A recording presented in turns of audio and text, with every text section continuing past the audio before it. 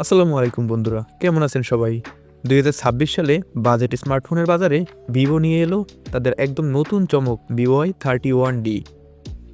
আকর্ষণীয় ডিজাইন, নতুন সব ফিচার নিয়ে আসা এই ফোনটি কি আপনার পরবর্তী ফোন হতে যাচ্ছে? চলুন আজকের ভিডিওতে ফোনটির ভালো মন্দ সব খুঁটিনাটি দেখে নেওয়া যাক।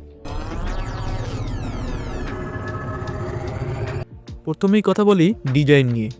ভিভো সবসময় স্টাইলিশ ফোনের জন্য পরিচিত, আর Y31D তার ব্যতিক্রম নয়। এর পেছনের গ্লোসি ফিনিশ রোদে ধরলে দারুণ রং পরিবর্তন করে। ফোনটি বেশ পাতলা এবং হাতে ধরলে প্রিমিয়াম মনে হয়।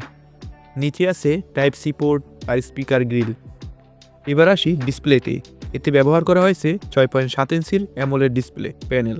এর সাথে 120 হার্জ রিফ্রেশ রেট। ভিডিও দেখা বা স্ক্রল করার সময় আপনি খুব স্মুথ একটি অভিজ্ঞতা পাবেন। কালারগুলো বেস্ট ভাইব্রেন্ট এবং আউটডোর ব্রাইটনেসও যথেষ্ট ভালো। ফোনের ভেতরে আছে 2026 সালের লেটেস্ট কোনো অক্টাকোর প্রসেসর, যেমন স্ন্যাপড্রাগন 6 জেন সিরিজের আপডেট।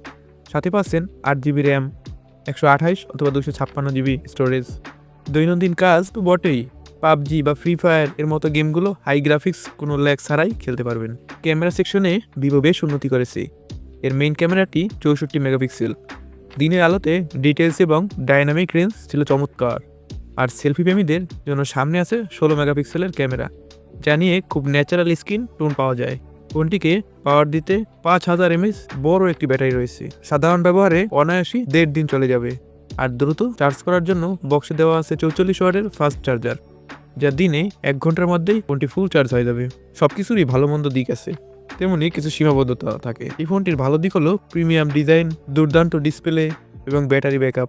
তবে এর কিছু মন্দ দিকও আছে, যেমন বক্সে যদি একটি ভালো মানের কেস থাকতো তাহলে ভালো হতো, অথবা স্পিকারটি যদি আরও লাউড হতো।